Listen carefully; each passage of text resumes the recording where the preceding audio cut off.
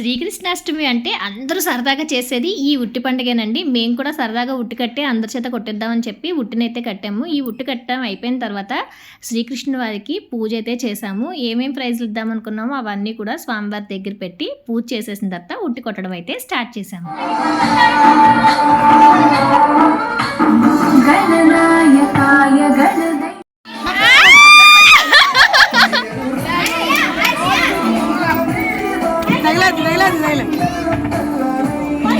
ఈ అబ్బాయికి తగులుతుంది